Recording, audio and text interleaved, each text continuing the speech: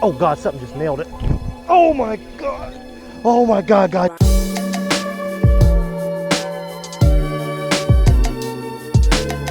What is up, guys? Lojo.fishing back at it today with another video. Today we're talking about braided line for bass fishing and what has been claimed by some to be the new best braided line for bass fishing out there.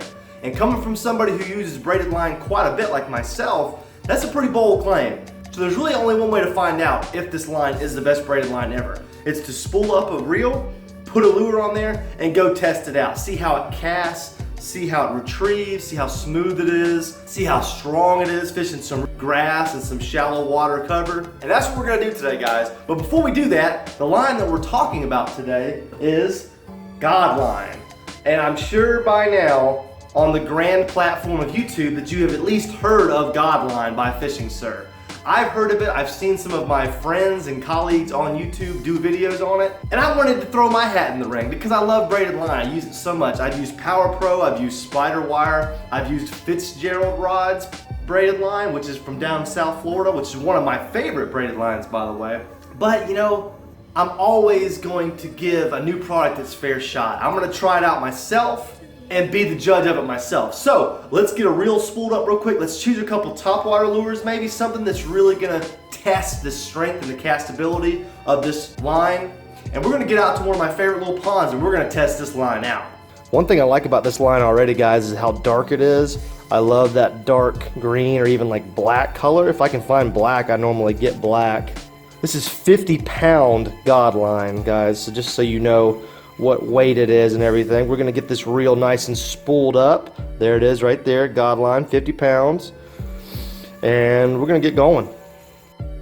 All right, guys, we're gonna put this God line to the test. We got the frog tied on, just a black, I think it's a Terminator walking frog. I've used it many times, as you can see, but this is one of those lures that you have to have good braid with or you're not gonna have a very good day. So we're gonna do a little pond hopping, guys. You know, we just wanna get a couple bites so we can actually hook into a fish and see how this line handles. We'll just do a little bit of talking about the line until we actually hook into a fish. And yeah, we'll go from there. Just initial thoughts. Castability seems pretty good. You know, I just made my first cast right there. It casted pretty well. We'll kind of evaluate the casting once we do it a few more times. One thing I did notice that I'm not crazy about, I'm not bashing it already, but it's very loud. See if you guys can hear this.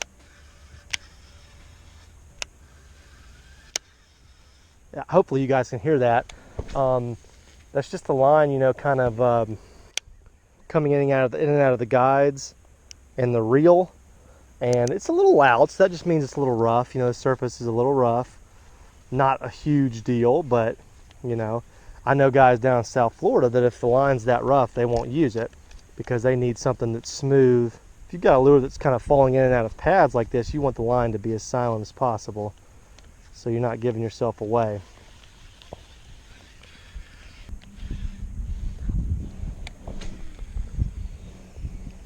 The castability is really sticking out to me right at this point, guys, since we hadn't caught a fish yet, so we haven't really been able to test the strength of it. I mean, I can cast from this side of the pond. Oh God, something just nailed it. Oh my God. Oh my God, guys, did you see that? Oh my God. I'm over here running my freaking mouth. Something just annihilated, but he missed it. Oh my God. Guys, tell me you saw that. I wasn't even really working it, was just kind of sitting there. Oh my goodness, guys. I was sitting there talking about the castability and how I could easily cast to the other side of the pond. Good Lord. Oh. Something hit that frog like angry.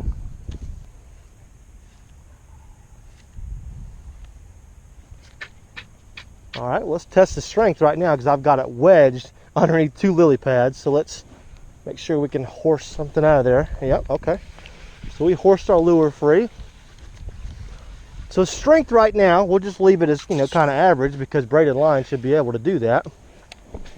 We won't really know the strength until we hook into a fish and he dives into those pads and we can horse him out. Then we'll be able to say for sure that the strength is up to par. I'll tell you one thing, all of these areas that I'm fishing are going to be great to test braided line in because it is going to be tough to get a bass out of any of this stuff. It's going to take some strong line.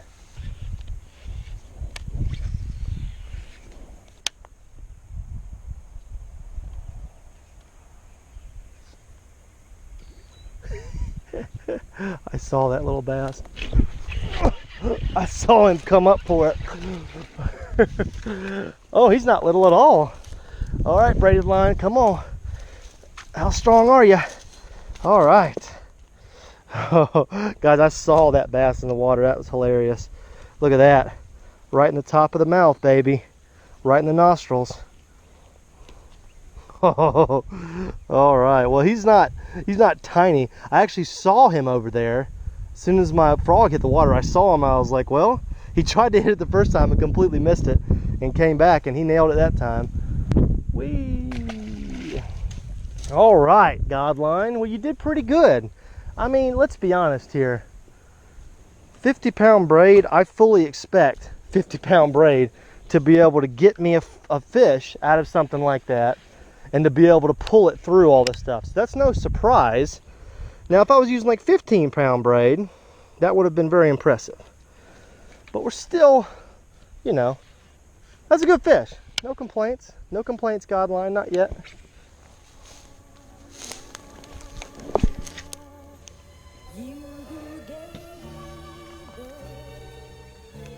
This is one of the reasons why people don't like to use braid that much is, you know, for the most part, you don't get that many backlashes, but when you do, I mean, it is an absolute, like, catastrophic backlash like this one is. I mean, this one is probably going to end my day right here because it's just, I can look at it and tell it's that bad. It's that deep in the spool, you know. Oh, man, I'm going to try to get this out. All right, guys, I'd love to keep fishing, but as you guys saw, that is one of the gnarliest backlashes I've ever seen. And like I said in the video, there's just something about braid backlashes. You guys know what I'm talking about. If you've ever used braid a lot and you've really gotten a bad, tight backlash, it is just, there's nothing you can do. You can have to cut the line off, re-spool it. Maybe if you have enough line on there to begin with, maybe you can just cut it and be okay, but I don't have time to do all that stuff, guys. We wanted to bring this line out here and just kind of test it in one of the, you know, toughest conditions I can think of, and that's windy for casting. And then you've got all this grass and vegetation and lily pads, so when you actually get a fish on, you know, it's hard to horse those bass through there. So we really wanted to test three things, kind of the way I'm feeling about it. We wanted to test how the line casted, we wanted to test how strong the line was, and then if you want to throw it in there, you know, how loud is it, how smooth is it, okay? So on those three things, I'm going to judge it either, you know, poor, average, or good. As far as castability, it was average to good. I would say it's good because there was times where I could cast clear across the pond with not much effort when the wind died down. So the castability was good. Let's just say good. As far as strength, we didn't get a whole lot of opportunity to test it, but I purposefully got my lures stuck in lily pads. We also had to horse that one bass out of the lily pads. So the strength, as far as I've seen so far, is good. Keep in mind, that was 50-pound braid. So like I said earlier, we would expect any brand of 50-pound braid to be able to pull a fish out of lily pads. But it did do it, so we got to give them credit. So that was good. The only thing that scored below good for me, and that's something that maybe they could work on, is how rough that line was. It was not smooth at all. And what that did was, it was really loud. Like I said in the very beginning of the video, it was loud coming through the guides of the rod. It was loud as you were retrieving it. And best believe, if it's loud to you, the fish can hear that too. When your line kind of lays down between a couple lily pads, when you're retrieving your lure, it makes like a sawing sound against that vegetation. Those bass can hear that. So a lot of the guys I know down in South Florida, they will not use a braid unless it's super, super, super smooth. So for that portion, we'll give them average because it wasn't terrible. It was just kind of loud. So fishing, sir, Godline, good job, guys. You made a pretty good product. Guys, you tell me, comment below what is your favorite braid fishing line to use for bass fishing. And then comment below, tell me if you've ever used this particular kind of braid before. What was your experience like with it? Guys, this was so much fun. We came out here just for about an hour to try to test this line. We did exactly that. It passed the test. Wasn't the best line I've ever used, but it was very good. I would definitely recommend it. I'm definitely gonna keep using it because I bought it and I have it. And it definitely is good enough to use. Guys, if you enjoy these kind of product review videos or like testing things out videos, hit that thumbs up button. Guys, make sure you comment below. Let me know what product review you'd like me to do next. If we get 300 likes on this video, I will pick a random comment and do that fishing review next. Okay, so make sure you guys do that. Subscribe to my channel if you're new. Guys, I love you. Fist bump. I'm out of here.